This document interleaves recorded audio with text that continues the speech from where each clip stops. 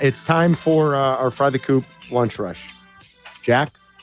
Yeah, so what's happening, buddy? One of the pieces of news that came out this week for the Bears is that Caleb Williams was one of 8 captains selected by his teammates. 8 captains? 8 yeah, captains. 4 and 4. 8? But my question for you is, it's voted on by the players. He's the starting quarterback. Does this really matter? Or is this just a nothing burger that we shouldn't really pay attention to? No, I think it matters. I think naturally the quarterback and the middle linebacker position are the two that would naturally lead themselves to be captains.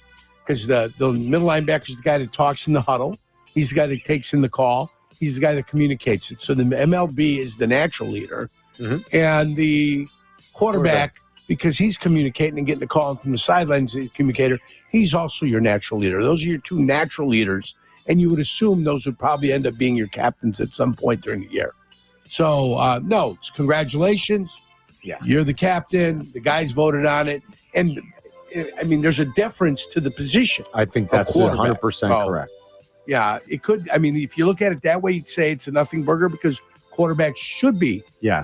I mean, Jay Cutler was a captain. Yeah. So, we don't have to go too crazy about it. I think Jurko nailed it. Out of deference to that position, more often than not, those guys are going to be captains. Right. 8 captains seems like a lot of captains. A lot of captains. Yeah, it's a lot. A lot of captains if you're just going to have 8 for the year. Any special teams captains? No. 4 on defense, bunch? 4 on offense. That doesn't make any sense. No Velus Jones, no captain. Yeah, surprised. DJ Moore, Cole Kmet, Mercedes Lewis, and then on the defensive side, TJ Edwards, Tremaine Edmonds, Jalen Johnson, and Kevin Byard. Those are all the guys you'd expect, to be quite honest. That's pretty good. That's a good list. How about Mercedes Lewis? 40. It's awesome. Good for him. 40 years old. He played in 2006. He's going to have a hell of a pension. Oh my God, Dirk, how about it? Yeah. All right, Jack, what else? Florida State dropped completely out of the AP poll that was just released.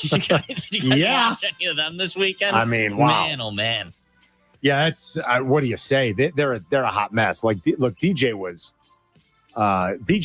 terrible yesterday, quite frankly. I mean, in the first half, especially like on that last drive going into the half, like you figure if you could get 6 there, you get 7 there, maybe you give yourself a chance. And it was, I mean, he had 2 awful throws when they were right down there inside they were in the red zone. They were about inside the 10-yard line.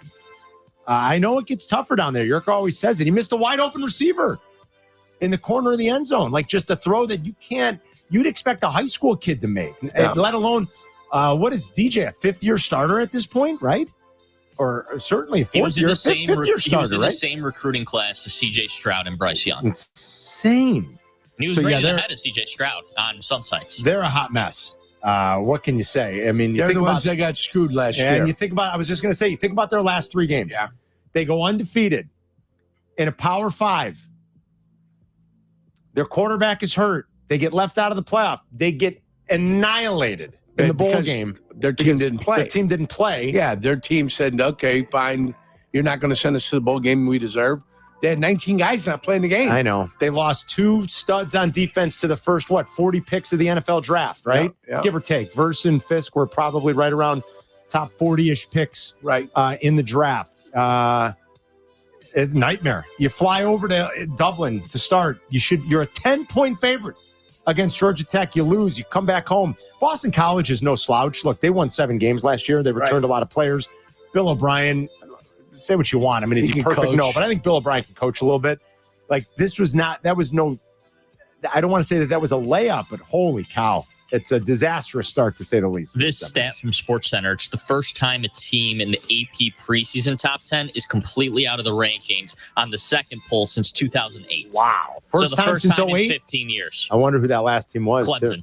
Clemson in 08. All right, boy, and Clemson. And they're holding on. They're 25th this week. Mm-hmm. They're barely holding on. They're hanging Dropped on. 11 spots. Oh, wow, come on. I mean, they didn't even barely put up a fight. That second half was ridiculous. Everybody's talking about the games passed Dabo by. Dabo can coach. He doesn't want to go to the portal. I mean, I don't know. At some point, maybe he'll win out and he'll say, we're going to do it this way. And it doesn't look promising. He won't.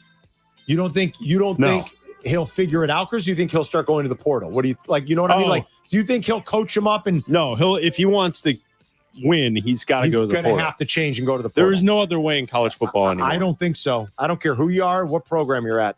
I don't think so. And he has refused to do it, and his team is sliding away out of relevance the last couple of years because of it. And that's another team that just completely laid an egg, and especially in the final 30 minutes on Saturday. How many has he lost to the portal? Well, I don't know that answer, Yerk. That's a good question. I don't know that, but I know they don't add anybody. He hasn't. I think I saw a stat yesterday on Get Up. They said they've got 0 portal players that started, and like nobody, which is. I think the average in the FBS for the other schools is like 6 or something crazy. Sure. He's got nobody. So what else, Jack? So this was brought up on Carlin and Joe on ESPN Radio today. The question was, would you keep Tee Higgins rather than Jamar Chase long-term? Pay Tee Higgins now and then trade Jamar Chase next year if you can't get a contract done with Jamar Chase before the end of the week. Oof. Wait, say that again. So Tee Higgins is on the franchise tag right now. Right. Basically, at some point, the Bengals are going to have to choose. So you're saying pay him, pay Tee Higgins, and trade Jamar Chase for 2 first-round picks. Higgins would be paid like the top receiver. When would you pay Chase? Yeah, you would trade Chase next year. You'd probably franchise tag him next year and send him out. He's not playing this year. He might not play. So you've got to trade him now.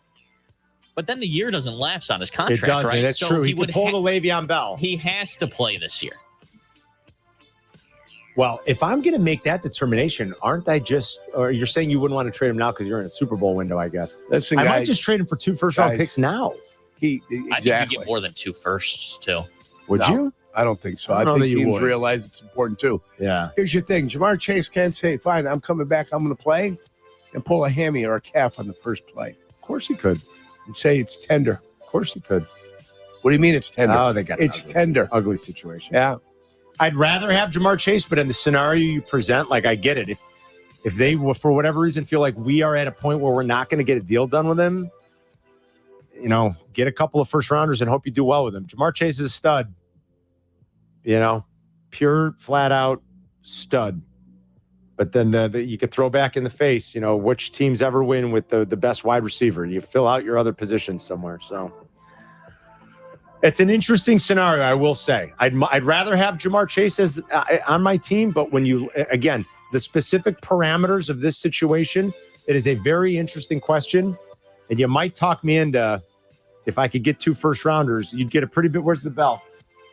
You get a haul? You'd get a pretty big haul. You think about getting a haul? For Jamar Chase. I might think about it. But then you don't want to trade him to a good team. The 22nd pick doesn't do anything for me. That's interesting. Top 10 pick does something to me. Yes, it does.